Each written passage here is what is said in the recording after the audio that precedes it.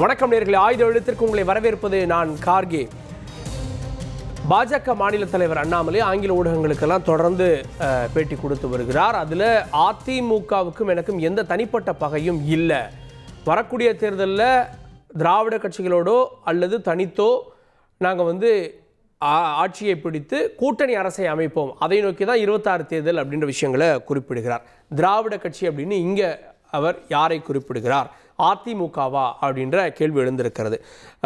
பாஜகவில் அமைப்பு தேர்தல் நடந்து வரக்கூடிய இந்த நேரத்தில் இந்த பேட்டி ரொம்ப முக்கியத்துவமானதாக பார்க்கப்படுகிறது. தொடர்ந்து அதே போல் அதிமுக விவகாரங்களில் கூட்டணி பற்றிய கேள்விகளுக்கு எடப்பாடி இல்லைன்றாரே அப்படின்றப்போ இன்னும் காலம் இருக்குது பாருங்கண்ணா அப்படின்னு அவர் சொன்ன பதிலாக இருக்கட்டும் சரி, அதிமுகவுடைய ஐடிவிங் நடத்திய போராட்டத்துக்கு வாழ்த்து சொன்னதாக இருக்கட்டும் சரி, இதெல்லாம் அண்ணாமலையினுடைய நிலைப்பாட்டில் மாற்றமா அப்படின்ற கேள்விகளை ஏற்படுத்தி இருக்கிறது. அதே நேரத்தில் பாஜகவில் உட்கட்சி தேர்தல் அமைப்பு தேர்தல் நடந்து வரக்கூடிய நேரத்தில் இந்த செய்தியை யாருக்கு சொல்லுகிறார்? அதிமுக மேலே ஒரு சாஃப்ட் கார்னரை அண்ணாமலை வெளிப்படுத்துகிறாரா? இது அதிமுகவுக்கு சொல்லப்படுற மெசேஜா, பாஜக தலைமைக்கே சொல்லப்படுகின்ற மெசேஜா? இன்னொன்று, அண்ணாமலை நீடிப்பாரா இல்லை மாற்றப்படுவாரா அப்படின்ற கேள்விகளுக்கு இதில் முடிவு இருக்கா அப்படின்ற பல கேள்விகள் எழுந்திருக்கிறது. எல்லாவற்றையும் விவாதிக்க காத்திருக்கிறோம். அதிமுகவுடன் பகை இல்லை, மாறுகிறதா அண்ணாமலையின் கணக்கு? விவாதிக்கிறோம் சிறப்பு விருந்தினர்களோடு. பாஜக தரப்பிலிருந்து விவசாய அணியினுடைய மாநில தலைவர் திரு ஜி.கே. நாகராஜ், நிகழ்ச்சிக்கு அவரை வரவேற்கிறேன். அரசியல் விமர்சகர் திரு டிடிஎஸ் ரவிச்சந்திரன், அவரையும் நிகழ்ச்சிக்கு வரவேற்கிறேன். அரசியல் விமர்சகர் டாக்டர் சுமன் சி ராமன் அவர்களும் இணைகிறார், அவரையும் நிகழ்ச்சிக்கு வரவேற்கிறேன். அதே போல் மூத்த பத்திரிகையாளர் திரு பிரியன் அவர்கள், அவரையும் நிகழ்ச்சிக்கு வரவேற்கிறேன்.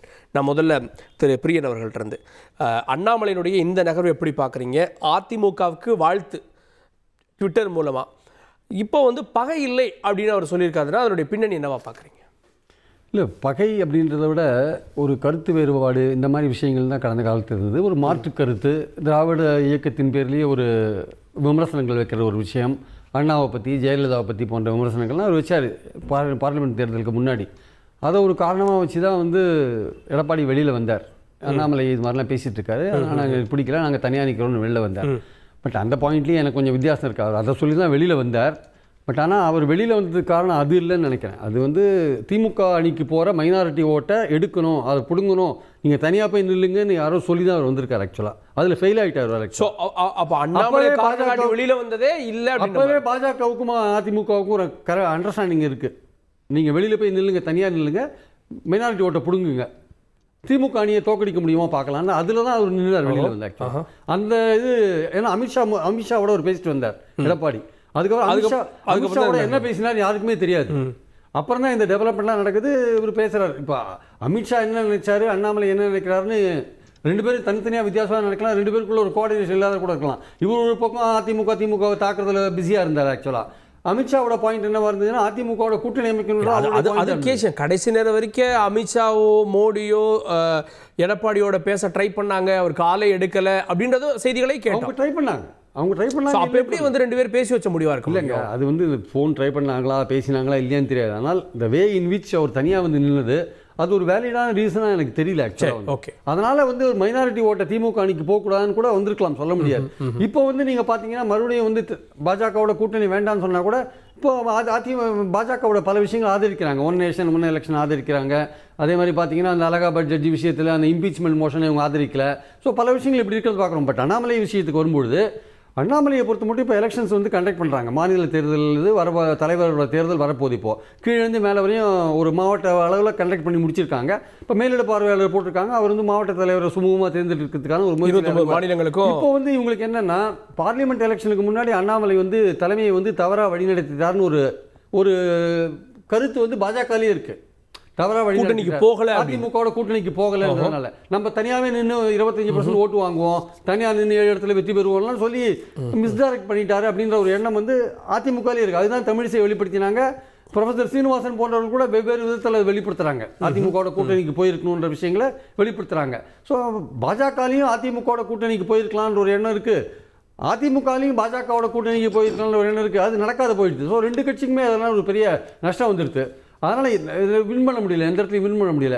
ஆனால் வரப்போகிற எலெக்ஷன்ஸில் அண்ணாமலை வந்து வாய முடியும் கம்முன்னு இருங்க, நம்ம வந்து 26 எலெக்ஷன் எப்படி இருக்குன்னு தெரியாது, அதில் வந்து நம்ம இங்கே வந்து முக்கியமான எதிர்க்கட்சி அதிமுக தான், நம்ம அதனோட கூட்டணி அமைக்கிறது பெட்டர். இப்போ அதிமுகவுக்கு வேற ஒரு ஆப்ஷன் இருக்கு, நம்ம அங்கே போயிட்டாங்கன்னா நம்மளோட கூட்டணி விஜய் சொல்றீங்களா தாவேக்கா ஓகே அங்கே போயிட்டா நம்ம அப்புறம் நம்ம தனியாக விடப்படுவோம். நம்ம ஸோ அதிமுக எப்படி நம்மளோட கூட்டின்னு போகணும், அதிமுக பாஜக பாமக தேமுதிக தினகரன் போன்றவர்கள்லாம் சேர்ந்தா ஒரு நல்ல கூட்டணி அமைக்கிறதுக்கான வாய்ப்புகள் இருக்கு அப்படின்றது பாஜகவோட.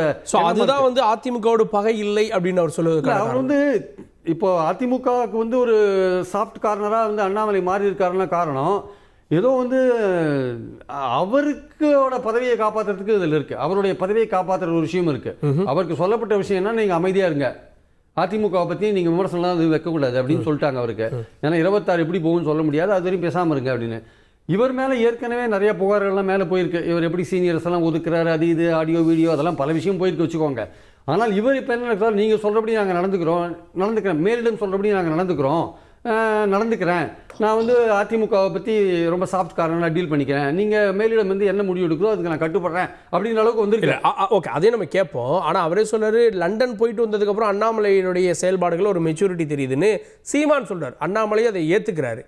அப்போ நம்ம அப்படியும் பார்க்கலாம்ல, யாரையும் ரொம்ப பகச்சிக்க வேண்டாம் அப்படின்னு. அது அரசியல் கண்ணோட்டத்தோடய நீங்க பார்க்கணும். தனிப்பட்ட நபரோட மெச்சூரிட்டி இல்லை, அது பிரச்சனை இல்லை. பாஜக என்கிற கட்சி அதிமுகவுடன் கூட்டணி சேர்றதை பற்றின ஒரு விஷயம். இவருக்கு மெச்சூரிட்டி வந்திருக்கா இல்லையா, இவர் தன்னை முன்னிலைப்படுத்திக்கிறதே அதிமுக பாஜக மேலே விரும்பல சார். இவர் சாட்டையார் அடிச்சிருந்த விஷயத்தையும் விரும்பல. இவருக்கு அப்பாயின்மெண்ட்டே கிடைக்கலங்க. முக்கியமான 2 பேரை பாஜக மேலே முதல் 2 பேர்கிட்ட இவர் அப்பாயின்மெண்ட் கேட்டார், கிடைக்கல.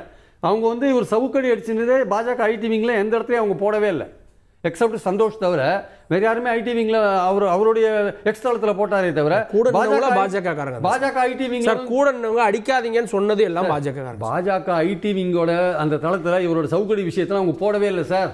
மீறிடம் அதை ரசிக்கவே இல்லை. முக்கியமா இவர் தன்னை முன்னிலைப்படுத்திக்கிறார் முக்கியமான விஷயம் தான் பாஜக மேலிடத்தில் இருக்கு. இவர் தன்னை முன்னிலைப்படுத்திக்கிறார். சமீபத்தில் ஒரு 20 நாளைக்குள்ள பல விஷயங்கள் ரைடெல்லாம் நடந்தது. அண்ணாமலை சொன்னார், எனக்கு எல்லாருமே பங்காளி தெரிஞ்சவங்கன்னு சொன்னார். இதெல்லாம் நீங்க லிங்க் பண்ண விரும்பல, இதெல்லாம் சேர்த்து நீங்க பார்க்க வேண்டியிருக்கு இந்த விஷயத்துல. நிறைய டீடைல் இல்லை. இன்னொரு விஷயம், இவர் வந்து பாஜக மேலிடத்தில் போயிட்டு நீங்க சொல்றபடி நான் கேட்கிறேன், அதிமுகவோட நான் சாட்டா போறேன் எல்லாம் சொன்னா கூட இவரை கண்டினியூ பண்றதா வேண்டாமா அப்படின்ற விஷயத்தை வந்து பாஜக மேலிட முடிவெடுக்கணும் அப்படின்னு சொன்னா கூட இது அல்டிமேட்டா எடப்பாடி கையில தான் இருக்கு. அதிமுகவோட சேரணும் எடப்பாடி தான் டிசைட் பண்ணும். எடப்பாடி அதிமுக அண்ணாமலை வேண்டாங்க, அண்ணாமலை தூக்கிடுங்க, அப்பதாங்க நம்ம கூட்டணி வைக்க முடியும்னு சொன்னாங்கன்னா, எடப்பாடி சொன்னார்னா நான் வந்து நீங்க சொல்றபடி இப்போ நம்ம கூட்டணி வைக்கணும்னா அண்ணாமலை அங்க இருக்க கூடாதுன்னு எடப்பாடி சொன்னா அண்ணாமலை இருக்க மாட்டார் அப்படின்னு ஒரு கண்டிஷன் தலைவர் பதவியில் இருக்க மாட்டார். பாஜக மேலிடம் தன்னோட பொலிட்டிக்கல் அட்வான்டேஜுக்கு தனி நபர்களை பலியிடுறதுக்கு தயங்க மாட்டாங்க. கேட்போம், நிறைய விஷயங்களை ஆட் பண்ணிக்க. திரு ஜி.கே. நாகராஜ் அவர்கள்ட்ட அதிமுகவுக்கு வாழ்த்து சொல்லுவது இன்னைக்கு வந்து பகை இல்லை அப்படின்றது, இதெல்லாம் வந்து நம்ம மெச்சூரிட்டியா அதெல்லாம் தாண்டி பேசினாலும் கூட பின்னாடி தலைமை விரும்புது, தலைமையை பகச்சிட்டு அண்ணாமலை அதை செய்ய விரும்பல, அதனால இதை ஏத்துக்கிறாரு, அதுதான் இந்த உறவை புதுப்பிப்பதற்கான பேட்டி அப்படின்னு பார்க்குறாங்க. உங்களுடைய பார்வை. அனைவருக்கும் வணக்கம். இல்லை, நம்ம நண்பர் பிரியன் அவர்கள் முன்னாடியே சொன்னார், அதாவது மைனாரிட்டி ஓட்டு பிரிக்கிறதுக்காக பாஜக பிரிஞ்சு நின்னாரு. எனக்கு தெரியும் எந்த மைனாரிட்டி ஓட்டு பாஜகவுக்கு வரும்னு அப்படி ஒரு முடிவு எடுத்தோம் அப்படின்னு தெரியல. அதிமுகவுக்கு போகும் அப்படின்றக்காக பேசி வச்சுக்கிட்டாங்களான்னு அப்படி கேட்டார். இல்லை, அப்படியே இருந்தாலும் கூட அப்படி ஒரு முக்கியமான தேர்தல் எங்களுடைய தேர்தல், அதாவது பார்லிமெண்ட் எலெக்ஷனில் வெற்றி பெற வேண்டிய இடத்துல 400ங்கிற இலக்கை நோக்கி போகிறப்போ அந்த சமயத்தில் இப்படி ஒரு தனித்து நிற்கிற முடிவு எடுக்கணும் அப்படிங்கிறதெல்லாம் ஒரு சாதாரணமான முடிவு அல்ல. அதனால் அதுக்காக அப்படி பிரிவினைவாதத்துக்காக எந்த ஒரு முடிவும் அல்ல. ஒரு தலைவர் இங்கே வந்து அவருக்கு விட்ட பணி ஒரு ஐபிஎஸ் பொறுப்பிலிருந்து வந்திருக்கார். அவர் நண்பர் பிரியன் சொன்னாங்க, இது மாதிரி பதவிக்காக இருந்தால் அவர் ஐபிஎஸ் விட்டு வந்துடக்கூடாது. இன்றைக்கி ஒரு வளர்கிற பருவத்தில் ஒரு 38 வயசில் ஒரு மிகப்பெரிய பொறுப்பை விட்டு வரார், தேச பணிக்காக வரார், இந்த நாட்டை காப்பதற்காக வரார், தமிழகத்தில் அரசியல் மாற்றத்தை உருவாக்க வேண்டும் என்று வரார். அப்படிங்கிறப்போ பதவி என்பது எப்பொழுதும் ஒரு பொருட்டே அல்ல. ஸோ இன்றைக்கி தன்னைத்தானே சவுக்களையும் அடிச்சுக்கிட்டார். ஒரு கட்டத்தில் தாங்கிக் கொள்ள முடியவில்லை. 13 முறை ஒரு இடத்துல ஒரு குற்றவாளிகள் அங்கே வந்து ஒரு படிக்கின்ற ஒரு மிகப்பெரிய புகழ்பெற்ற அண்ணா யூனிவர்சிட்டியில் தொடர்ந்து பாலியல் தொந்தரவு பண்ணப்பட்டிருக்காங்க. மிக கடுமையான நிகழ்வு நடந்திருக்கிறது. அதை பற்றி ஆளுகின்ற அரசு கவலைப்படவில்லை. எல்லா இடத்துலையும் பெண்களுக்கு உருவாக்கி இருக்கிறது. அண்ணாமலையுடைய சாட்டை அடி இங்க சந்தோஷ்ஜி தான் டாப்பஸ்ட்டுங்க. சந்தோஷ்ஜி வந்து இன்னைக்கு அகில இந்திய பொதுச் செயலாளராக இருக்காரு. அவருடைய சமூக வலைதளங்களில் பகிரார் அப்படிங்கிறப்போ அதில் வந்து எந்த ஒரு மாற்று கருத்தும் பேச வேண்டிய அவசியம் இல்லை. சில பேர் போடாமல் இருக்கலாம், போட்டிருக்கலாம். ஆனால் என்னை போன்றவர்கள் பல நிர்வாகிகள் உடனிருந்து அவருக்கு ஆதரவு கொடுத்தோம். எல்லா கட்சியிலும் ப்ளஸ் மைனஸ் இருக்கும். அது வந்து ஏடிஎம்கேல இருக்கும், டிஎம்கேல இருக்கும். எல்லா இப்போ டிஎம்கேல மட்டும் துரைமுருகன் அவர்கள் மீது இப்பொழுது நடந்த ரைடு வந்து எப்படி உருவாக்கப்பட்டதுங்கிறதெல்லாம் போனோம்னா நிறைய விஷயங்கள் பேச முடியும். அது எல்லாத்துலையும் இருக்கத்தான் செய்யும். ஆனால் கட்சியுடைய கொள்கை என்ன, இப்போ பாஜகவுடைய நோக்கம் என்ன, எதை நோக்கி நம்ம போகிறோம், தலைவர் எதற்காக இங்கே நியமிக்கப்பட்டிருக்காரு, ஒரு ஐபிஎஸ் அதிகாரியை கொண்டு வந்து இங்கே போட்டிருக்காங்கன்னா ஒரு காரணம் இல்லாமல் பாஜக தலைமை முடிவு எடுத்திருக்காரு. இல்ல அதுதான் சார் ஒரு கேள்வி. நான் மேனேஜர் இல்ல, நான் தலைவர் அப்படின்னாரு. அந்த அண்ணாமலை தான் இன்னைக்கு வந்து பகை இல்லை அப்படின்றாரு. அந்த ரெண்டு பேச்சுக்கும் மாறுபாடு தெரியுது இல்லைங்க. அவர் இல்லை, I am very simple man அப்படின்னாரு. நீங்கள் பார்த்துருப்பீங்க, ஐ எம் வெரி சிம்பிள் மேனுங்க. சில டிசிஷன் இப்போ இல்லை, நீங்கள் பார்லிமெண்ட் எலெக்ஷன்லேயே கூட அவர் வந்து டிசிஷன் வந்து அதிமுக வேண்டான்னு சொல்லலையே. அவர் எப்பொழுதும் சொன்னது என்னென்னா, எங்களுடைய வாக்கு வங்கியை நாங்கள் எப்போ நிரூபிக்கிறது, ஒரு தலைவராக நாங்கள் என்னைக்கு கட்சியை பலப்படுத்துவது, எல்லாத்தோட நோக்கம் தான் இருக்கும். இப்போ ஒரு கூட்டணி போய் நின்று ஜெயிச்சு வரணும் அப்படிங்கிறத விட ஒரு கட்சியை பலப்படுத்த வேண்டும் என்று தானே ஒரு அதிகாரி, ஒரு ஐஏஎஸ் ஐபிஎஸ் அதிகாரி வந்திருக்காரு. அப்போ அவர் தன் பணியை செய்யணும்னு தான் சொல்லுவார். இல்லை கூட்டணிக்கு போய் தான் ஜெயிப்போம் அப்படின்னா அவர் தலைவர் எதற்கு, அதான அவர் யோசிக்கிறார், அதான அவர் பேசுறாரு. ஸோ வந்த நோக்கம் என்ன, ஒரு ஐபிஎஸ் படிச்சு வந்த அதிகாரி நோக்கம் என்னவா இருக்கும், ஊழலற்ற அரசாக இருக்கணும். அப்போ யாரெல்லாம் ஊழல் பண்ணாங்க, எப்படியெல்லாம் தமிழக மக்கள் ஏமாற்றப்பட்டார்கள், எப்படியெல்லாம் 70 ஆண்டு காலம் பிரிவினைவாதத்தை திமுக உள்ளே தூவியது, எங்கெல்லாம் ஊழல் நடந்தது, வெளிப்படையா பேசுறாரு. இதுதான் அரசியல். வெளிப்படையில் அதிமுகவை சேர்த்து தான் பேசுறாரு. இன்னைக்கு அதிமுக பிரிச்சு பேசுறாரான்னு கேட்கிறேன் சார். ஒரு விஷயம் நீங்க பார்க்கணும் சார், நீங்க கூட்டணின்னு வர்றப்போ எப்பொழுதுமே கடந்த முறை கூட தேசிய தலைமை தான் முடிவெடுத்தது. தேசிய தலைமை கூட கடந்த முறை ஒரு குழு அமைத்த பொழுது அதில் அண்ணாமலை அவர்கள் பங்கு பெறவில்லை. அந்த குழு தான் அது வந்து முடிவு செய்கிற இடத்துல இருந்தாங்க. ஸோ அந்த சமயத்தில் கூட்டணின்னு வர்றப்போ அதை முடிவெடுக்கக்கூடிய அதிகாரம் டெல்லி தலைமைக்கு இருக்கிறது ஒன்றுங்க. ரெண்டாவது விஷயம், திரும்ப சொல்கிறேன், ஒரு தலைவராக ஒரு கட்சியை பலப்படுத்த வேண்டிய பணியை அவர் எப்பொழுதும் செய்ய தயங்கியது இல்லை. அதற்கு என்னென்ன வழிகள் இருக்குது, மக்கள் எதை விரும்புகிறாங்க அதைத்தான் ஒரு தலைவர் விரும்புவார். மக்கள் மாற்றத்தை விரும்புகிறாங்க தான் சொல்கிறார். மக்கள் 2 கட்சிகளிலும் மாறி மாறி ஆட்சி செஞ்சாங்க. 2 கட்சியிலும் தமிழக வேண்டியதை செய்யல. இன்னும் டாஸ்மார்க் வருமானத்தை நம்பித்தான் இந்த அரசு நடந்து கொண்டிருக்கிறது. இன்னைக்கு கூட போதைப் பொருளும் சேர்ந்து விட்டது. அதுக்கப்புறம் இன்னைக்கு பெண்கள் சாலையில் நடமாட முடியல. அப்ப இதுக்கெல்லாம் மாற்று என்ன வேணும் அப்படின்னா மக்கள் மாற்றை எதிர்பார்க்கிறாங்க. அந்த மாற்றை செய்ததற்கு தான் நான் இங்கே தலைவராக போடப்பட்டிருக்கேன். ஸோ அதை நோக்கி தான் ஒரு பயணம் இருந்தது. ஆனால் நீங்க 2 வகையாக பார்க்கணும். ஒன்று நீண்ட காலத்தான பார்வை, வளர்ச்சிக்கான பார்வை, அண்ட் ஷார்ட் டைம், ரெண்டையும் பார்க்குறப்ப என்ன தோணுது, சில சமயம் எலெக்ஷன்ல திமுக திராவிட கட்சிகளை, அது குறிப்பாக திமுகவுடைய அராஜகத்தை, அதனுடைய மோசமான ஆட்சியை, மக்களுக்கு எதிரான ஆட்சியை நீக்க வேண்டிய அவசியம் இருக்கிறது. அப்படிங்கிறப்போ அதான் அவர் சொல்றாரு, இன்னைக்கு வர்ற கூட்டணிகள் 5 கூட்டணி ஏற்படலாம். உதாரணத்துக்கு அண்ணா யூனிவர்சிட்டி மேட்டர்ல எல்லா கட்சியும் எதிர்ப்பு தெரிவிச்சிருக்காங்க. இன்னும் சொல்ல போனா காம்ப்ரமைஸ் வர்றப்போ அந்த இடத்துல தான் அதிமுகவோட சாஃப்ட் கார்னர் வெளிப்படுத்துறாரோ. இல்லை சார், இப்போ நீங்கள் ஆப்போசிட் எதிரி யார், அந்த எதிரி என்ன செய்கிறான்னு பார்க்குறப்போ அந்த எதிரியை வந்து நீங்கள் வந்து தகர்ப்பதற்கு, அந்த எதிரியை அகற்றுவதற்கு சில சமயம் சில ஸ்ட்ராட்டஜியை பண்ண வேண்டிய கட்டாயம் இருக்கும். அதை தேசிய தலைமை செய்யறப்போ பாஜகவினுடைய எதிர்காலம் கருதி அதை ஏற்றுக்கொள்ள வேண்டிய தலைமை எப்பவுமே மனநிலையில் தான் தலைவர்கள் இருப்பாங்க. ஆனா ஒரு தலைவராக தன்னுடைய பணி சிறப்பாக செய்ய வேண்டும், தமிழகத்தில் பாஜக தனித்து வளர வேண்டும், ஆட்சியை பிடிக்க வேண்டும் என்பதில் எங்க தலைவர் தெளிவா இருக்கார். அந்த டோன் அவரது மாறல. நீங்க பேட்டில கூட பாருங்க, still I am in the same mood. நான் எனக்கு வந்து தமிழ்நாட்டில் பாஜக வளர்த்தணும், இங்க ஆட்சியை பிடிக்கிறதுல மாற்று கருத்து இல்லை. அதே சமயம் ஒரு மோசமான ஒரு பலமான எதிரியை வீழ்த்துவதற்கு என்ன செய்யணும் அப்படிங்கிறப்ப தேசிய தலைமையுடைய ஒரு நடவடிக்கைக்கும் ஒத்துழைப்பு அப்படிங்கிற மாதிரி தான் அவருடைய பேச்சு இருக்கிறது. ஓகே, கேட்போம். டாக்டர் சுமந்த், அதிமுகவோட பகை இல்லை அப்படின்றது அண்ணாமலையினுடைய முடிவா பார்க்கணுமா, இல்ல டெல்லி பாஜகவினுடைய சிக்னலாக பார்க்கணுமா? இது வந்து நான் வந்து டெல்லி பாஜகவிடம் தன்னுடைய பதவியை தக்க வைத்துக் கொள்வதற்கு ஒரு முயற்சியாகத்தான் நான் பார்க்கிறேன்.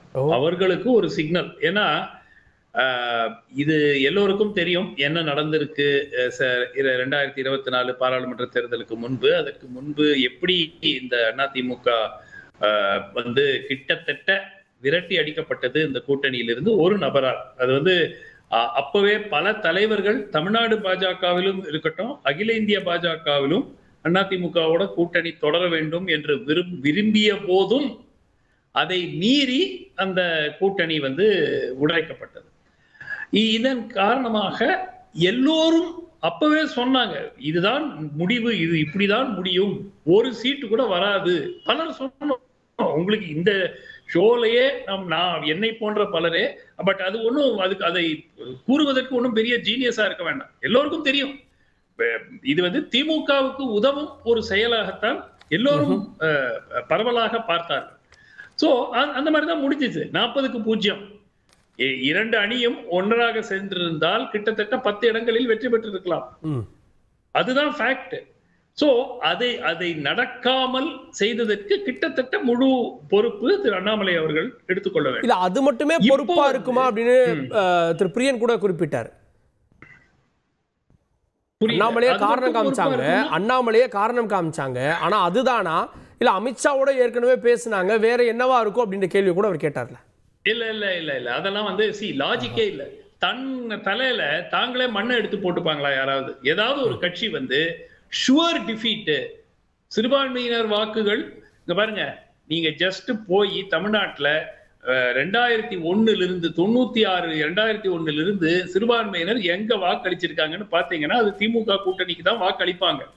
செல்வி ஜெயலலிதா பல முறை வெற்றி பெற்ற போதும் பெரும்பாலான சிறுபான்மையினர் வாக்கு திமுக கூட்டணிக்கு தான் போச்சு. சோ அதுக்கு அந்த மாதிரி ஒரு பாசிபிலிட்டி திரு எடப்பாடியிடம் கூறி நீங்க சிறுபான்மையினர் வாக்கை எடுத்துக்கொள்ளுங்கள் அப்படிங்கிறதுக்கு வாய்ப்பே கிடையாது. ஏன்னா ஃபர்ஸ்ட் பாயிண்ட், திரு எடப்பாடி அந்த காலகட்டத்தில் இந்த கூட்டணியை முறியடிக்க வேண்டும், உடைக்க வேண்டும் என்று சிறிதும் நினைக்கவில்லை. அதற்கு தள்ளப்பட்டார். அது எப்படி தள்ளப்பட்டாருங்கிறது எல்லோருக்குமே தெரியும். அதுக்கப்புறம் தான் இது உடைக்கணுங்கிறதுக்கு சொல்லும் போது அதுக்கு ஒரு சில ஜஸ்டிபிகேஷன் கொடுக்கணும் இல்லையா? அந்த ஜஸ்டிபிகேஷன் அவர் எங்க தலைவர்களை பத்தி மோசமா பேசுறாரு ஒண்ணு. அதுக்கப்புறம் என்ன பண்ணாங்க, அவங்க ஒரு அவுட்ரீச் மாதிரி சிறுபான்மையின சமுதாய தலைவர்கள் எல்லாம் சந்திச்சு ஏதோ பண்றாங்க. பட் நன்றாக அவர்களுக்கு தெரியும் தோல்விதான் வரப்போகிறது அந்த பாராளுமன்ற தேர்தலில், நன்றாக தெரியும். என்னுடைய பாயிண்ட் என்னன்னா, திமுக கூட்டணி என்னை பொறுத்த வரைக்கும் அதில் பெரும் பிளவு ஏற்படுவதற்கு வாய்ப்பு இன்று தோணவில்லை. நாளைக்கு இன்னும் 1.5 வருஷம் இருக்கு, அதுக்குள்ள 1 வருஷத்துக்கு மேல இருக்கு, அதுக்குள்ள என்ன ஆகும்னு சொல்ல முடியாது. ஆனால் இன்றைய சூழலில் எல்லா கட்சியும் திமுக கூட்டணி விட்டுட்டு போயிருவாங்கன்னு சொல்றதுக்கு எந்த விதமான ஒரு ஆதாரமும் இல்லை. முணுமுணுப்புகள் இருக்கும், பேரம் பேசுவாங்க, இன்னும் கொஞ்சம் சீட்டு கொடுங்கன்னுவாங்க, ஆட்சியில பங்கு வேணும்னு கேட்பாங்க, ஆனா அங்கேதான் உட்காருவாங்க. அதுதான் நடக்க போகுது. சோ இந்த ஒரு சூழலில் இந்த கூட்டணியை வீழ்த்த வேண்டும் தேர்தலில் என்றால் ஒரு வலுவான கூட்டணி, அது அதிமுக தலைமையில் ஏற்படக்கூடிய கூட்டணியாகத்தான் இருக்க முடியும். அதில் பாஜக இருக்க விருப்பம் நிச்சயமாக இப்பொழுது இருக்கிறது. பெரும்பாலான திரு நாகராஜ் அவர்களே மறுக்க மாட்டார், பெரும்பாலான தமிழ்நாடு பாஜகவில் இருக்கக்கூடிய தலைவர்களும் சரி தொண்டர்களும் சரி அதை தான் விரும்புகிறார்கள். ஒரு சிலர் மாநில தலைவருக்கு சுத்து வட்டாரத்தில் இருக்கக்கூடிய சிலர் அதை இன்னும் அது விரும்பவில்லை அப்படிங்கிறது தான் வெளிப்படையான இது. இரண்டாவது, திரு எடப்பாடி அவர்கள் திரு அண்ணாமலை தலைவராக தொடர்ந்தால் உறுதியாக அவருக்கு ஒரு ஃபேஸ் சேவர் தேவை. நாளைக்கு திட்டவட்டமாக பாஜகவுடன் கூட்டணி கிடையாது என்று ஒரு முறை இல்ல 10 முறை திரு எடப்பாடி சொல்லிட்டாரா இல்லையா? சொன்ன பிறகு என்ன காரணத்துக்காக நீங்க அண்ணாமலை உங்க ரிலேஷன்ஷிப் சரியில்லை, அவர் உங்கள் தலைவர்களை பற்றி தவறாக பேசினார் என்று வெளியே வந்துட்டீங்க. ஒரு சின்ன குறுக்கீடு இல்ல, இன்னைக்கு எடப்பாடி தான் முடிவு பண்ற இடமா அப்படின்னு கேட்டா, அண்ணாமலைக்கு நல்ல அறிவுரை சொல்லுங்கள்னு பெங்களூர் வழியாக அதிமுக தலைவர்கள்லாம் போய் பாஜக தலைவர்களை சந்திச்சப்போ ஒருவேளை சொல்லணும்னா அன்னைக்கு சொல்லியிருந்திருக்கலாம், கூட்டணி முடிஞ்சிருக்காது. இன்னைக்கு சொல்லுவாங்களா இன்னொரு கட்சியில அண்ணாமலையை மாத்துங்கன்னு அதிமுகவால சொல்ல முடியுமா? அதிமுக அவ்வாறு கூற வேண்டியது அவசியமே கிடையாதுங்க. இவர் இருந்தால் எங்களுக்கு கூட்டணிக்கு எங்களால் வருவது இயலாது, அவ்வளவுதான். அது என்ன லாஜிக்னா ரொம்ப சிம்பிள். அவங்களுக்கு ஒரு ஃபேஸ் சேவர் வேணும். தமிழ்நாட்டில் இருக்கக்கூடிய எல்லா மக்களுக்கும் தெரியும், அதிமுகவுக்கு பிரச்சனை பிரதமர் நரேந்திர மோடியுடனோ இல்ல உள்துறை அமைச்சர் அமித்ஷாவுடனோ இல்ல. அவர்கள் வெளியே இந்த கூட்டணி விட்டு வெளியே வந்ததுக்கு காரணம் இவர். இவரே அந்த பதவியில தொடரும் போது நான் திட்டவட்டமாக 10 வாட்டி சொல்லியாச்சு கூட்டணி கிடையாது. அப்புறம் என்ன பேசிஸ்ல திருப்பி கூட்டணி வச்சீங்கன்னா அதிமுகவுக்கு என்ன மரியாதை இருக்கும்? அதுக்கு பிறகு எப்படி அவங்க போய் மக்களுடைய ஏன் பாஜகவோட திருப்பி சேர்த்து ஒருவேளை வைக்கிறாங்க அப்படின்னே வைங்களேன். அந்த தேவை 2 பேருக்கு இருக்கே சார். அதிமுக ஜெயிச்சிருச்சா இல்ல 20% பாஜக ஜெயிச்சிருச்சா பாஜக 11% 2 பேருக்கு இருக்கு. இருங்க தேவை நேத்து வந்துச்சா? தேவை இந்த 2024 தேர்தலுக்கு முன்னாடி தானே இருக்கு. அந்த காலகட்டத்தில் அந்த தேவை இருந்த போது நிராகரித்து விட்டு சென்று விட்டது பாஜக. அதிமுக அபிஷியலா அவர்கள் வெளியே சென்று விட்டாலும் எல்லோருக்கும் தெரியும் அது என்ன காரணமாக அவர்கள் வெளியே அனுப்பப்பட்டார்கள். இப்போ திருப்பி அவங்க போய் கூட்டணி வைக்கணும்னா வைக்க வேண்டியது அவசியம். ஏன்னா இல்லாட்டி திமுக கூட்டணியை தோற்கடிக்கிறது கடினம், அதுல மாற்று கருத்தே இல்லை. ஆனால் என்ன காரணம்? மக்கள்கிட்ட போய் நீங்க என்ன சொல்லுவீங்க? போன மாசம் சொன்னீங்க இனிமே பாஜகவோட கூட்டணி வைக்க மாட்டேன்னு சொல்லிட்டு 6 மாசம் கழிச்சு அதே தலைமை இருக்குது பாஜகல, அவங்களோடய போய் கூட்டணி வைக்கிறீங்கன்னா அதிமுகக்கு என்ன மரியாதை இருக்கும்? எப்படி மக்கள் ஓட்டு போடுவாங்க? அது நடந்தால் AIADMK as a party dissolve ஆயிடும். அதுக்கான வாய்ப்பு வேறு தலைமை வந்தால், ஒருவேளை டாக்டர் தமிழிசை போன்று அதிமுகவுடன் ஒரு இணக்கமான ஒரு போக்கு இருக்கக்கூடிய ஒரு புது தலைமை வந்தால் அதை காரணமாக காட்டிக்கொண்டு அதிமுக திருப்பி போகலாம். ஓகே, கேட்போம். நான் திரு டிடிஎஸ் ரவிச்சந்திரன் அவர்கள்ட்ட அதிமுகவோடு பகை இல்லைன்னு சொல்வதனுடைய பின்னணி அண்ணாமலையுடைய பதவியை காப்பாற்றிக் கொள்வதோ அப்படின்ற கேள்வி எழுப்புறாங்க. ஏன்னா அதிமுகவோட உறவு இல்லை அதிமுக திரும்ப வரணும்னா அண்ணாமலை இந்த இடத்துல இருந்தா வரமாட்டாங்கன்ற பார்வையும் சொல்றாங்களே. இல்லை, அதிமுகவோட பகை இல்லைங்கிறத அண்ணாமலை முந்தானத்துக்கு தான் முதல்ல சொன்னாரா, இல்லை ஈரோடு கிழக்கு தேர்தல் முடிந்ததுக்கு பிறகு அவங்களுக்கு எனக்கு என்ன வாய்க்கா தகராறாங்கிற வார்த்தையை பல முறை பயன்படுத்தினாரா இல்லையாங்கிறத நீங்க சரி பார்த்துக்கோங்க. இல்லை, நாடாளுமன்ற தேர்தல் வரைக்கும் வேற நிலைப்பாடு இல்லை சார். இல்லைங்க, நான் சொல்றது இப்போ 3 விஷயம் நான் கிளாரிஃபை பண்ணிடுறேன். வாய்க்கா தகரா எனக்கும் அவனுக்குங்கிறது கேட்டதை அவர் எப்போலேருந்தோ கேட்டுக்கிட்டு இருக்காரு. தனிப்பட்ட முறையில் ஒரு அதிகாரிக்கு எதுக்கு பழகி இருக்க போகுதுங்கிறது வேற விஷயம். இப்போ அடுத்த மேட்டருக்கு வந்துடுவோம். விரட்டி அடிக்கப்பட்டார்கள் அதிமுக அப்படின்னு ஒரு குற்றச்சாட்டை சுமன் சார் வைக்கிறார். எனக்கு புரியல. செப்டம்பர் 2023 டிசம்பர் 3ஆம் தேதி வரைக்கும் வெயிட் பண்ணியிருந்தாருன்னா அவர் கண்டிப்பாக நல்ல முடிவை எடுத்திருப்பார். அவசரப்பட்டார். மெகா கூட்டணி வரும், காங்கிரஸ் 5 தொகுதியிலையும் 5 மாநிலத்திலையும் ஜெயிச்சதுக்கு பிறகு அவங்களோட நம்ம கூட்டணி வைத்துக்கொண்டு திமுக கூட்டணியை உடைத்துக்கொண்டு நம்ம வந்துடுவோம் அப்படின்னு அவர் நினைத்தாரு. அது நடக்கலை. கடைசியில் தேமுதிகவுடைய அலுவலகத்தில் போய் அவங்களுக்கு 7 சீட்டை கொடுத்துட்டு வந்தாருங்கிறத தான் நானும் நீங்களும் பார்த்துருக்கோம். இப்போ அடுத்த கேள்வி, அவர் பதவி எப்படியாவது தக்க வச்சுக்கிறதுக்கு அவர் என்ன இன்னைக்கு இவர் பேசினார், நம்ம சேகர் பாபு ஐயா, அவர் கம்யூனிஸ்ட் நண்பர்களுக்கு ஏதாவது தேவை இருந்தால் அதை என்னன்னு பார்த்துட்டு நாங்கள் பூர்த்தி செய்கிறோம் அப்படிங்கிற அரசியலையா அண்ணாமலை நடத்த போகிறாரு. அவருடைய பதவியை காப்பாற்றி கொள்ள வேண்டும்ங்கிறதுக்காக அவர் எதுக்காக அரசியலில் இருக்கணும்? அப்படி இருந்ததுன்னா அவர் நிம்மதியாக போய் தன்னுடைய, அதாவது மானம் ரோஷம் இதுங்கிறதெல்லாம் எப்போ வரும் அப்படின்னு சொன்னால், ஒரு ஐஏஎஸ் ஐபிஎஸ் அதிகாரிக்கெலாம் சொல்லுனா வந்துடும். ஒரு வார்த்தைக்கு அர்த்தம் அவங்களுக்கு பல விதத்தில் தெரியும். அவங்கள நீங்கள் தூண்டணும், பற்ற வைக்கணும் அப்படிங்கிற அவசியம்லாம் கிடையாது. அடுத்ததுக்கு வந்துடுறேன். ஜெயலலிதா அம்மாவை பற்றி அவர் ஒரு பத்திரிகையில் கேட்கப்பட்ட 16 கேள்வியில் ஒரு கேள்விக்கு பதில் சொல்லும் பொழுது அந்த வார்த்தையை சொன்னாரே தவிர, போகின்ற இடத்துல எல்லாம் ஜெயலலிதா அம்மாவை தான் பாராட்டினார். அதே மாதிரி ஜெயலலிதா அம்மாவுடைய ஹிந்துத்துவ விஷயத்தை பெருசாக பேசினார். அப்போ பேசும்போது இல்லை இவங்க எங்கள் தலைவர்களெல்லாம் இவங்க கடத்திட்டு போக பார்க்குறாங்க அப்படிங்கிற மாதிரியான எதிர்வினை தான் அதிமுக வைத்தது. எடப்பாடி பழனிசாமி என்ன சார் சொன்னார்? இல்லை, எடப்பாடி பழனிசாமி அவர்களை தனிப்பட்ட முறையில் என்ன சொன்னார்? எதுக்கு இவரா? எஸ், அது எலெக்ஷனுக்கு முன்னாடி ரொம்ப தெளிவாக சொன்னார். அது அதிமுகங்கிறது கம்மியான வாக்குகளை பெறுகின்ற ஒன்றாக மாறிவிடும். அதிமுகவில் அவர் தலைவராக இருக்க வேண்டிய அவசியம் கூட இருக்காது அப்படிங்கிறதெல்லாம் உங்களுக்கு புரிகிறதுக்கான வார்த்தைகளோடு அவர் சொன்னார். ஓபிஎஸ் இன்னும் பிஜேபி கூட்டணியில் தான் இருக்கார், டிடிவியும் இங்கே தான் இருக்கார். அடிப்படையில் நாம் இங்கே பேச வேண்டியது என்னென்னா, திமுகவுக்கு தான் காரணம் இருக்குது. அதிமுகவும் பிஜேபியும் இன்னும் கூட்டணியில் தான் இருக்காங்க, அவங்கெல்லாம் ஒன்றா தான் இருக்காங்கன்னு சொல்ல வேண்டிய அவசியம் திமுக ஏன்னு இருக்குன்னா, ஒரு 12,000 கோடி செலவு பண்ணி 10% வாக்கை வாங்கிடலாம். கையில் இருக்கக்கூடிய 20% வாக்குகளை தக்க வைக்க முயற்சி பண்ணிடலாம். சிறுபான்மையினர் வாக்குங்கிறது 15% அப்படியே லட்டு மாதிரி வந்து உட்காண்டிருக்கு. அது போயிடுமோங்கிற பயத்தில் குழந்தை வந்து பொம்மையை பாதுகாக்கிற மாதிரி, ஐயோ பார்த்தியா அவங்க 2 பேரும் ஒன்றாயிட்டாங்க, பார்த்தியா அவங்க பேசிக்கிறாங்க அப்படிங்கிற மாதிரியான ஒரு விஷயத்தை கொண்டு வர்றாங்க. என்னை பொறுத்த வரைக்கும் பிஜேபி அதிமுக கூட்டணியை பற்றி விவாதமே வருவதற்கு வாய்ப்பு இல்லை. நம்பர் 1 வாய்ப்பே இல்லை, இந்த நிமிஷம் வரைக்கும் இல்லை, நாளைக்கும் இல்லை. எப்போ அதுக்கான அவசியம் வரும் அப்படிங்கிறத நான் அப்புறம் சொல்கிறேன். முதல்ல மேற மேட்டர் வந்துடுறேன். அதிமுக விசிக தாவேக ஒரு கூட்டணி அமைக்கலாம், வாய்ப்பு இருக்குது, வெயிட் பண்ணும். அப்படி அமைத்தால் என்ன ஆகும்? ஒரு 60% வாக்கு இந்த திராவிட கட்சிகளுக்குள்ளே தான் சுற்றிக்கிட்டு இருக்குது. ஒருத்தருக்கு ஒருத்தர் அடிச்சுப்பாங்க, பிரிச்சுப்பாங்க, என்ன பண்ணணுமோ அதை பண்ணிட்டு போகட்டும். இந்த 40% வாக்கு ஒன்று இருக்குது, அதை நோக்கித்தான் நாம் பயணிக்கணும். 13 இடத்துல, குறிப்பாக பிஜேபி 10 இடத்துல 2வது இடத்துக்கு வந்துட்ட பிறகு, நாளைக்கு தமிழிசை அக்கா வந்து பிஜேபியோடைய தலைவராகி அதிமுகவில் போய் ஒரு 20 சீட்டை வாங்கிட்டு வந்தாங்க அப்படின்னு சொன்னால் அதனால் ஏதாவது பயன் இருக்குமா? அந்த 20 சீட்டு தான் இந்த 13 தொகுதியில் ஜெயிச்சாங்களே, 2வது இடத்துக்கு வந்தாங்க. நம்பரா பேசினா 11% சொல்லலாம் சார். ஆனா கூட்டணி இருந்தாதான் எம்எல்ஏக்கள் வருவாங்க அப்படின்றது அரசியல் யதார்த்தம் சார். இப்ப டாக்டர் தமிழிசையோ இல்ல இன்னைக்கு எம்எல்ஏவா இருக்கக்கூடிய 4 பேரோ, ஏன் திரு ஜி.கே. நாகராஜோ உள்ளிட்டவங்களோ அவங்க சட்டமன்ற உறுப்பினர் நினைக்க மாட்டாங்களா? நினைக்க மாட்டாங்க.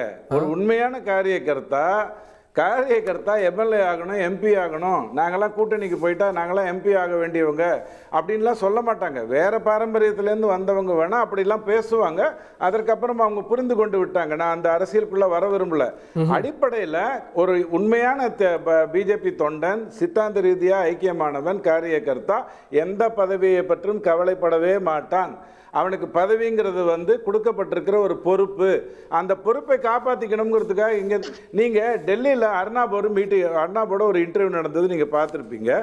ஐடி விங் வந்து புறக்கணிச்சிருச்சு, நட்டா பார்க்கவே இல்லை, அமித்ஷா வெள்ளப்போ அப்படின்ட்டாரு அப்படின்னெல்லாம் நீங்கள் சொல்லலாம், சொல்லிக்கோங்க, ரொம்ப சந்தோஷம். ஆனால் அது வந்து உடனே அர்னாப் கிட்ட சிங்க் ஆகுமே. ஏன்னா பிஜேபிக்கும் அர்னாபுக்குமான விஷயம் ஆக்கப்பூர்வமானது. அப்போ அவர் உடனே அந்த பேட்டியில் என்ன கேள்வியெல்லாம் கேட்டிருக்கணும், நீங்கள் சவுக்கடித்தது தப்பு, இது ரொம்ப முட்டாள்தனம், நீங்கள் வந்து 18ஆம் நூற்றாண்டு கொண்டு போயிட்டீங்க, அப்படி தானே கேட்டிருக்கணும். அப்படியா கேட்டார்? இல்லை.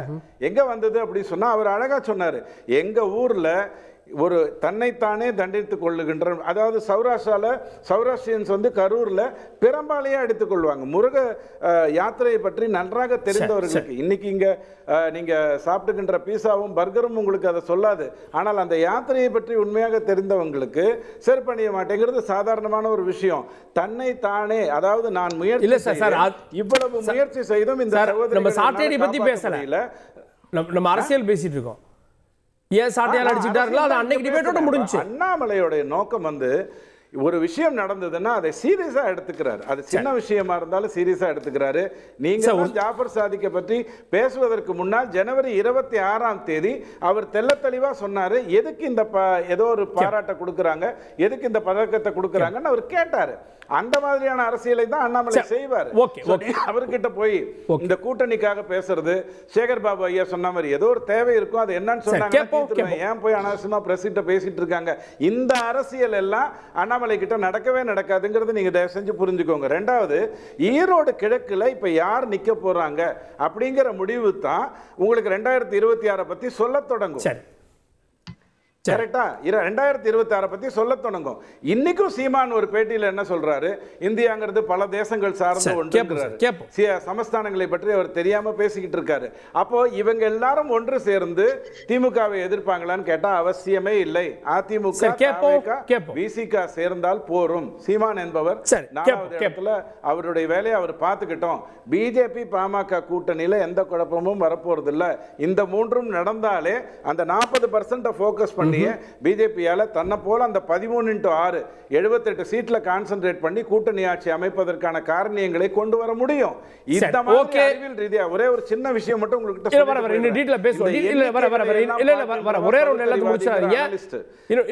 நம்ம பேசுவோம். ஓகே, அண்ணாமலையுடைய திட்டம் ஒரு வரி தான் ரொம்ப முக்கியம். அண்ணாமலையுடைய கேரக்டரை புரிய வைக்கிறதுக்கு ஒருத்தன் தன்னுடைய எண்ணிக்கைகளை மட்டும் பார்க்கிறான் அப்படின்னு சொன்னா, தன்னுடைய இலக்கு தன்னுடைய எண்ணிக்கையை மட்டும் பார்க்கறான்னா அவன் ஒரு அனலிஸ்டா தான் மாற முடியும். ஏன்னா விதி விளையாடிடும்.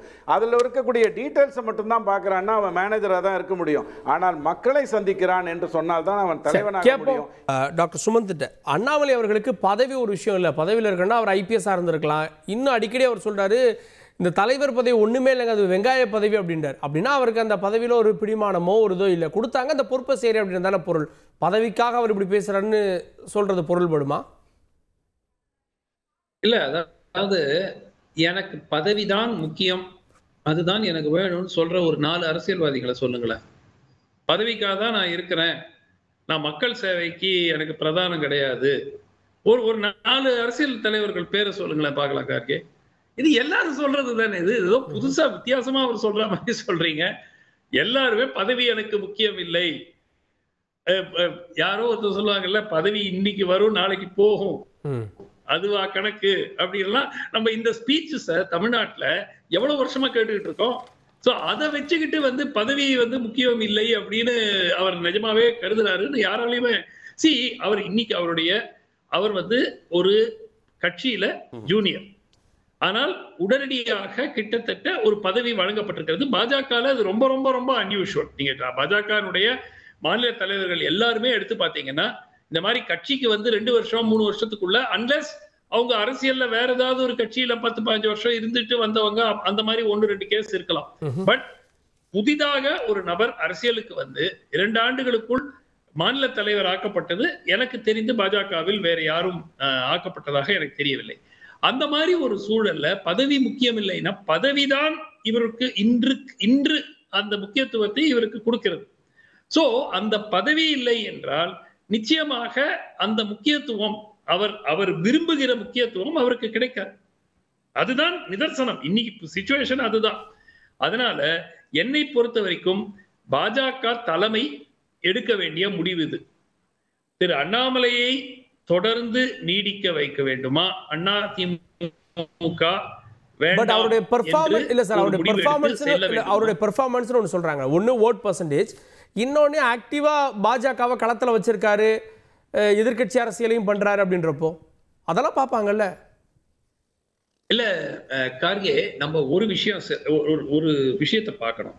நீங்க 4லிருந்து 11க்கு கொண்டு போய், இப்போ நான் ஒரு எக்ஸாம்பிள் கொடுக்குறேன். திரு சீமான் இருக்கிறார். திரு சீமான் அவர்கள் கட்சி 2% வாங்கிச்சு, அதுக்கப்புறம் 4% வாங்கிச்சு, அப்புறம் 7% வாங்கிச்சு, 8% வாங்கிச்சு.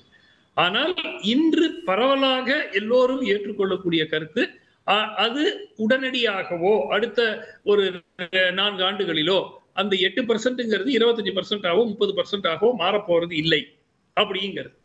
ஏன்னா அந்த பேஸ் அப்படிங்கிறது ரொம்ப நேரோ. திரு அண்ணாமலை அவர்களுடைய பேஸ் அந்த மாதிரி தான்.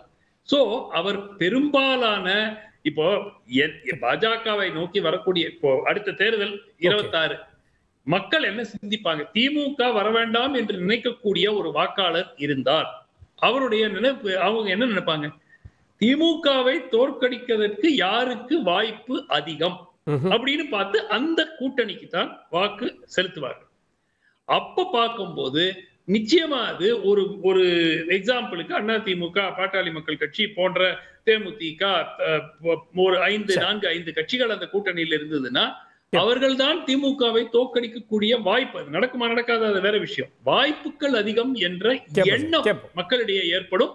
அதன் காரணமாக அதனால பாஜகவுக்கு முன்பு 2024 பாராளுமன்ற தேர்தலில் பாஜகவுக்கு வாக்களித்த நபர் கூட அந்த வாக்கை அதிமுக கூட்டணிக்கு செலுத்தக்கூடிய வாய்ப்பு உறுதியாக இருக்கிறது. ஓகே, கேட்போனா திரு ஜி.கே. நாகராஜிட்ட தலைமை மாற்றத்தை தடுக்க தான் அதிமுகவை ஆதரிக்கிறாரோ? இது தலைமை மாற்றத்தில் ஏன்னா இப்போ தேர்தல் அறிவிச்சிருக்காங்க, அதனுடைய பின்னணியை அதை கனெக்ட் பண்ணி பார்க்குறாங்க. இல்லைங்க, திரு சுமந்த் அவர்கள் சொல்கிறாங்க திரும்ப திரும்ப பதவிங்கிறாங்க. அப்படி ஒரு பதவியை நோக்கி இருந்தால் நிச்சயமாக ஒரு அதிமுக போன்ற பெரிய கட்சியோடு அனுசரித்து போய் கடந்த முறை எம்பியில் பாராளுமன்ற கூட்டு வச்சிருந்து லோக்சபாவில் வச்சிருந்து இன்னைக்கு மந்திரியாக மாறியிருப்பார் நம்முடைய அண்ணாமலை அவர்கள். பதவியை பற்றி அவர் ஒருபோதும் அதை பற்றி அவர் கணக்கில் எடுத்துக்கொண்டதே இல்லை. திரும்ப திரும்ப நான் ஒரு பொதுவெளியில் பேசுகிறாரான்னு அதனால சொல்கிறேன். பதவி ஒரு பொருட்டாக இருந்தால் அவர் ஐபிஎஸ்லேருந்தே வெளியே வந்திருக்க மாட்டார். இன்னைக்கு அவர் என்ன சொல்றாரு, என் மக்கள் நடைபயணம் நடந்தப்போ கூட எனக்கு தெரியும் அந்த அளவுக்கு ஒரு தலைவர் கஷ்டப்பட வேண்டிய அவசியம் தமிழ்நாட்டில் இல்லை. ஆனால் அதை தொடர்ச்சியாக அவர் அது செய்தார். அதே மாதிரி தன்னைத்தானே சவுக்கால் அடித்து கொண்டதும் அப்படித்தான். பல பேர் இரவெல்லாம் சொன்னோம் வேண்டாம் அப்படின்னு இல்லை, இது மக்களுக்கு தெரியணும், கீழ் அடிமட்ட மக்களுக்கு போய் சேரணும். நான் ஏன் சவுக்கால் அடிச்சுட்டான்னு மக்களுக்கு தெரியணும் அப்படின்னாரு. ஸோ இதை கீழ் வரைக்கும் கொண்டு போய் சேர்த்தணும், பாரதிய ஜனதா கட்சியை வளர்த்தணும் அப்படிங்கிறதுல அவர் தெளிவாக இருக்கார். அதில் மாற்று கருத்து இல்லை. அதை பதவி என்பது பாஜகவில் இல்லை. ரொம்ப அரிய பதவி இல்லைன்னா இன்னைக்கு அண்ணாமலைக்கு இருக்க முக்கியத்துவம் இருக்குமா சார்? அவருக்கு எப்பவுமே ஒரு ஐபிஎஸ் அதிகாரிக்கு இருக்க முக்கியத்துவம் என்னைக்கு சார் குறைஞ்சிருக்கு? நீங்க கர்நாடகாவில் ஒரு போற்றப்படக்கூடிய மிகச்சிறந்த ஒரு ஐபிஎஸ்ஸாக இருந்தார் சார். அவர் தொடர்ந்து அவர் வயசு ரிட்டையர்ட் ஆகிற வரைக்கும் பதவியில் இருப்பார். அவர் இங்கே ஒரு பதவி அப்படிங்கிறது இதில் அரசியல் 5 வருஷம் தான். 5 வருஷம் 4 வருஷம் 3 வருஷம் அது பதவியை பொறுத்து. ஆனால் ஒரு கடைசி வரைக்கும் ரிட்டையர்ட் ஆகிற வரைக்கும் பதவியில் இருந்திருப்பார் ஐபிஎஸ்ல. அதை விட்டு ஏன் வரணும்? அதுவும் தன்னுடைய சிறு குழந்தைகள் 8 வயசு 7 வயசு குழந்தைகளை விட்டுட்டு அதற்கு நேரம் ஒதுக்க முடியாமல் தொடர்ந்து மக்களோடு இரவு 2 மணி வரைக்கும் 1 மணி வரைக்கும் ஏன் சார் அலையணும்? ஏன் கஷ்டப்படணும்? என்ன நோக்கம் இருக்குது உங்களுக்கு? அது வேணும்னா ஐபிஎஸ் படிக்க வேண்டிய அவசியம் இல்லையே. இன்னைக்கு எத்தனை அதிகாரிகள் ஐபிஎஸ் அதிகாரிகள் மாதிரி வந்திருக்காங்க. எல்லாம் ரிட்டையர்மெண்ட் ஆகிட்டு வேற வேலை இல்லை, அதுக்கப்புறம் செட்டில்மெண்ட் ஆனதுக்கப்புறம் வர்ற ஐபிஎஸ் அதிகாரிகள் ஐஎஸ் அதிகாரிகள் இன்னைக்கு அரசியல் நான் பார்க்குறோம். ஆனால் 38 வயசுல வளர்ற வயசுல அடுத்த கட்டத்துக்கு செல்ல வேண்டிய வயசுல வந்திருக்காரு அப்படின்னா அதோட நோக்கம் நீங்க பதவியிலன்னு புரிஞ்சிருக்கணும்ல. அதனாலதான் எனக்கு ரொம்ப ஆச்சரியமா இருக்கு. சுமந்த் அவர்கள் இது கூட புரிந்து கொள்ளாமல் திரும்ப திரும்ப பதவின்னு பேசுறது ஆச்சரியமா இருக்கு எனக்கு. நிச்சயமா இல்லை. ரெண்டாவது அவங்க சொன்னாங்க இது மாதிரி கூட்டணிகள் அதிமுக குறித்து பேசிட்டாங்க, திரும்ப சேருவாங்களா? வைகோ அவர்கள் பேசாத பேச்சா சார்? திமுக குறித்து எந்த அளவுக்கு மோசமா பேசினாங்க நீ தயவு செய்து போய் பாருங்க. அவர் பேசுறது எல்லாம் இப்படியும் கூட திமுக விமர்சிக்க முடியுமான்னு பேசினாரு. ஆனா இன்னைக்கு அந்த வைகோ சொல்றாரு 200 சீட்டுகளை வெல்வதற்கு நான் துணை நிற்பேன்னு சொல்றாரு வைகோ. என்ன காரணம்? சரி அது விடுங்க. கூடா நட்பு கேடாய முடியும் அப்படின்னாரு. காங்கிரஸ் குறித்து பேசிய பொழுது நம்மளுடைய கருணாநிதி அவர்கள் சொன்னாங்க. ஆனா இன்னைக்கு 2 பேரும் பின்னி பிணைந்து எமர்ஜென்சியில் படாத கஷ்டமா திமுக? அதாவது அரசியல்ல நோக்கம் என்னங்கிறது முக்கியம். ஆனா திமுக தன் கூட்டணியை ஒன்றாக வைத்திருக்கிற நோக்கம் என்னன்னா தன் குடும்பம் தன்னுடைய அந்த சுயநலத்துக்காக வைத்துக் கொண்டிருக்கிறது, மக்களுக்கு எதிரான ஆட்சி செய்து கொண்டிருக்கிறது. ஆனால் அதை அகற்ற வேண்டும், மக்களுக்கு நன்மை செய்ய வேண்டும் என்று வருகின்ற அந்த புள்ளியை காட்டி தான் எதிர்கட்சிகள் நகர்வாங்க அப்படின்றாங்க. அதை நோக்கி தான் அண்ணாமலை நகர்றாரோ. திமுக ஆட்சி அகற்றணும், எந்த தியாகத்துக்கும் தயார். அது மட்டும் இல்ல, இன்னைக்கு விசிகாவே சார் நீங்க திருமாவளவனுடைய பேச்சை நீங்க பாருங்க. அவர் மரியாதைக்குரிய திருமாவளவன் பேசிய பேச்சு என்னவா இருக்குன்னு பாருங்க. பாலகிருஷ்ணன் அவர்கள் பேசிய பேச்சு என்னவா இருக்குன்னு பாருங்க. எல்லாருமே மக்கள் மனநிலையை நோக்கி நகர ஆரம்பிச்சிட்டாங்க. இன்னைக்கு மக்கள் திமுகவுக்கு எதிராக ஒரு வலுவான கூட்டணியை எதிர்பார்க்கிறார்கள். மக்கள் கூட்டணி பலமானது. அந்த கூட்டணி சார் அவர் இருக்கேன்னு சொல்றாரு சார். பட் நீ இது வரைக்கும் அவர் மனசு எங்க இருக்கு விஜய் சொன்ன மாதிரி சொல்ல அவர் இருக்கேன்னு சொல்றாரு. நீங்க இல்ல ஆட்சி அதிகாரத்தை நோக்கி இல்ல நான் சொல்லி முடிச்சிடுறேன். இல்ல சார் அவர் என்ன சொல்றாரு, ஆட்சி அதிகாரம் என்பது எங்களுடைய அஜெண்டாங்கிறாரு, தேவைங்கிறார். அவரு சூழல் கணியல போக மாட்டாரு சார். அவர் அப்படிதான் சொல்லுவார் சார். இன்னைக்கு அதிகாரத்தில் அவர் இருக்காரு. அதிகாரத்தில் அவர் திமுகவினால பல பலன்கள் பெற்றுக்கொண்டிருக்கிறது. இன்னும் 1 ஆண்டு காலம் ஆட்சி இருக்கிறது. அதை விட்டு அவர் வெளியே வரணும். அது எலெக்ஷன் சமயத்தில் முடிவு பண்ணுவாங்க. காங்கிரஸும் நிச்சயமாக மாற்றம் இருக்கிறது. நீங்க எதிர்பார்க்கிற மாதிரி எல்லாம் ஈஸியான ஒரு கூட்டணி திமுகவுக்கு மீண்டும் அமையும் சொல்ல முடியாது. ஏன்னா மக்கள் வெறுப்பை அளவில்லாமல் சம்பாதிக்கிற கூட்டணியாக இன்னைக்கு திமுக கூட்டணி இருக்கிறது. எங்கேயும் பெண்கள் நடமாட முடியலன்னு சொல்றேன். அந்த அளவுக்கு இன்னைக்கு மக்கள் பயந்து போய் இருக்கிறாங்க. அதனாலதான் சொல்றேன், பதவியை பத்தி தயவு செய்து அண்ணாமலை அவர்களோடு கம்பேரே பண்ணாதீங்க. ஆனா இன்னொன்று சொல்றேன், மக்கள் எதிர்பார்ப்பு இருக்கிறது. மக்கள் எதிர்பார்ப்புக்கு மாறுபட்டு எந்த கட்சியில் நடந்தாலும் அந்த கட்சி தோற்கடிக்கப்படும். அதில் மாற்று கருத்து இல்லை. சரி ஓகே. நான் பிரியன்ட்ட ஒருவேளை இப்போ அண்ணாமலை மாற்றப்படுறார் அப்படின்னா அவருக்கு முன்னாடி என்னெல்லாம் பண்ணியிருக்காரு அப்படின்றப்போ அவர் பேசுபொருள் ஆக்கி இருக்கக்கூடிய அரசியல் தமிழ்நாட்டில் பாஜக எவ்வளோ ஆக்டிவாக இருக்குது, 11% ஓட்டு, இதெல்லாம் வச்சு தான் நான் பார்ப்பாங்க. இல்லை ஒரு சட்டமன்ற எலெக்ஷனுக்காக ஒரு காம்ப்ரமைஸ் பண்ணிட்டா லாங் டைமில் பாஜக என்ன சார்? சார் பாஜக ஹைகமாண்ட் எடுத்துட்ட எஃபர்ட்ஸில் அவங்களுக்கு எதிர்பார்த்த பலன் கிடைக்கல. ஆக்சுவலாக அது ஒரு நாள்ல கிடைக்காதுல்ல, அது அண்ணாமலை கொஞ்சம் கொடுத்துருக்காரு. Not only in terms of money. அவங்க இங்கே தமிழ்நாட்டில் கொட்டின பணம் இருக்குல்ல, அது மட்டும் இல்லை, பிரைம் மினிஸ்டரோட உழைப்பு, அமித்ஷா வந்தது போன்ற பல விஷயங்கள், அவங்க எடுத்துட்ட விஷயங்கள் இருக்குல்ல, பப்ளிசிட்டி, அது மாதிரி பல விஷயங்கள், தேர்தல் போது செய்த பல விஷயங்கள், அதற்கான எதிர்பார்த்த பலன் கிடைக்கல. இவர் எண்மண் எண் மக்கள் போனாரே தவிர 25% ஓட்டு நம்ம வாங்குவோம்னு சொல்லி மேலிடத்தை வந்து தவறாக வழி நடத்திட்டார். அது நடக்கல. ஆக்சுவலாக 11% நிறுத்திட்டாங்க வச்சுக்கோங்க. நம்ம 18%. அது கூட்டணியோட 18% வச்சிருக்காங்க. ஒரு இடம் கூட வாங்கல. நான் சொல்ல வரது என்னன்னா இவர் அண்ணாமலை வந்து ஒரு பெரிய ஆளுமை. அவர் எதை சொன்னாலுமே கரெக்டாக இருக்கும். அவர் ஐபிஎஸ் ஆஃபீஸர் பதவி விட்டு வந்துட்டார், அதெல்லாம் இல்லை. ஹி ஹஸ் பிகம் அரசியல்வாதி.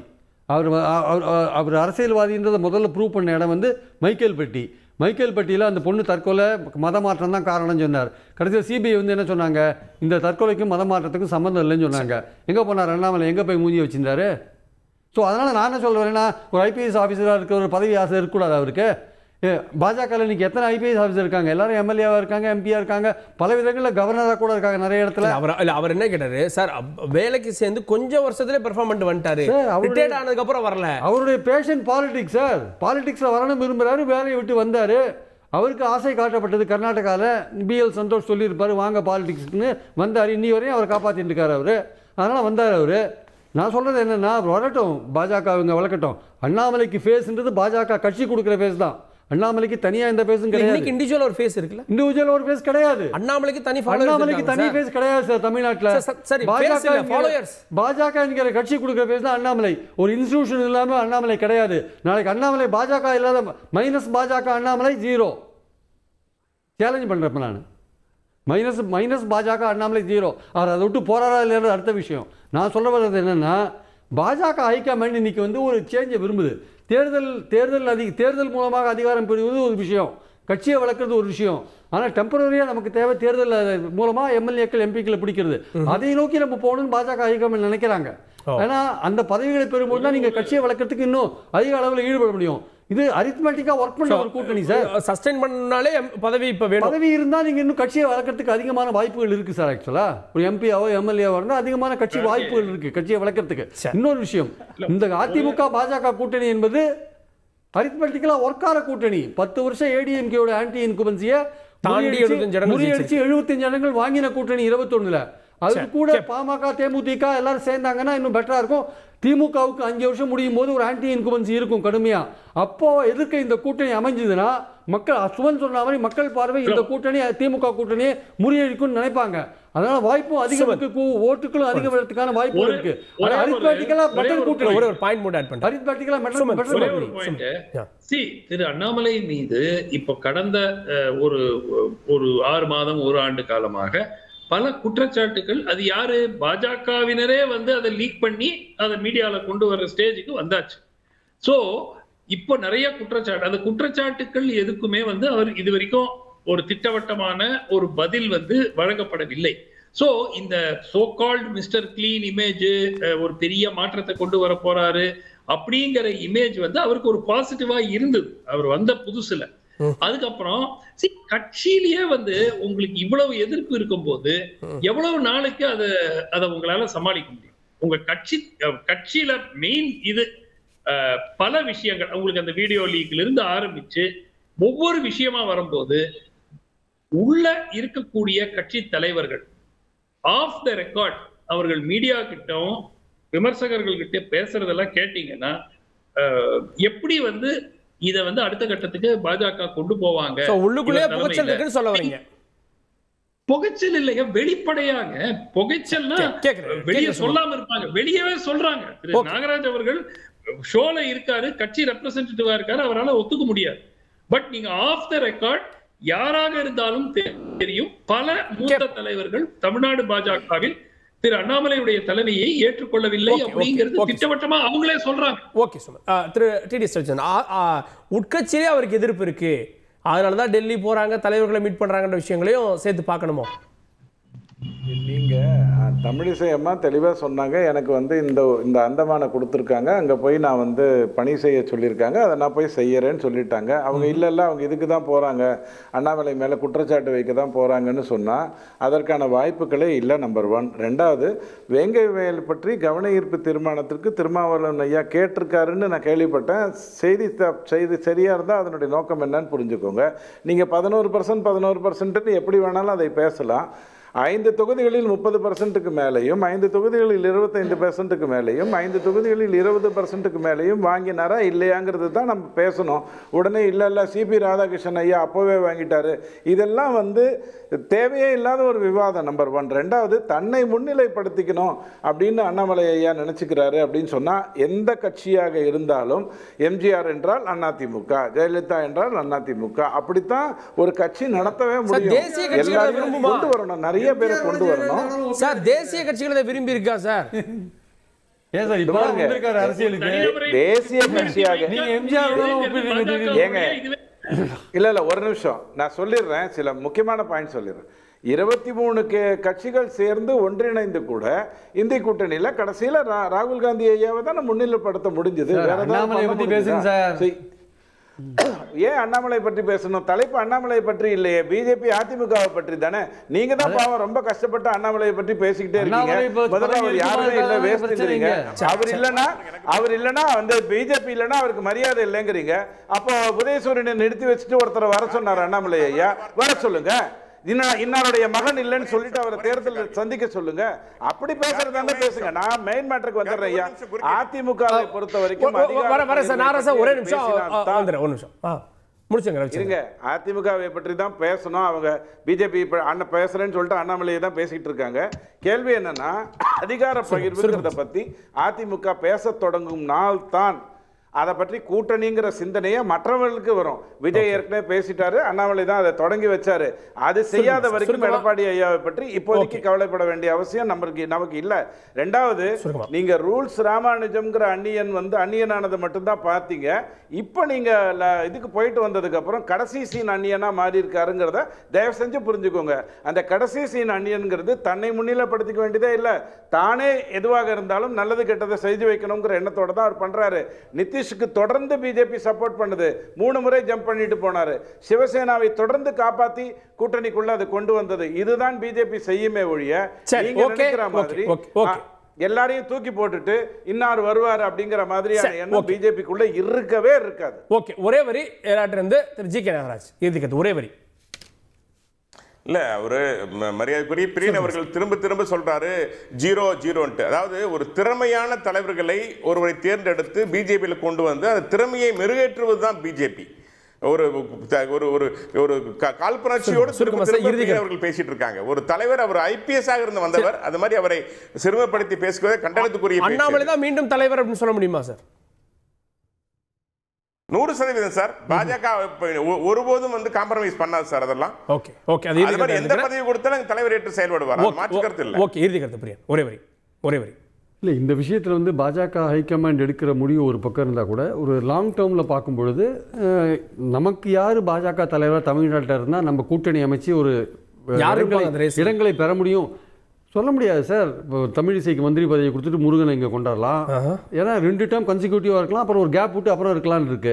அதனால தமிழிசையோ முருகனோ மீண்டும் வரதுக்கான வாய்ப்புகளை நம்ம ரூல் அவுட் பண்ண முடியாது. புதுசாக யாராவது ஒருத்தர் வந்தாலும் ஆச்சரியப்படுத்திக்கல.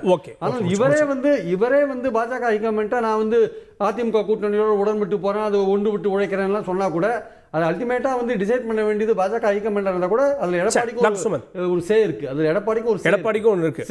டாக்டர் சுமந்த் ஒரே வரி.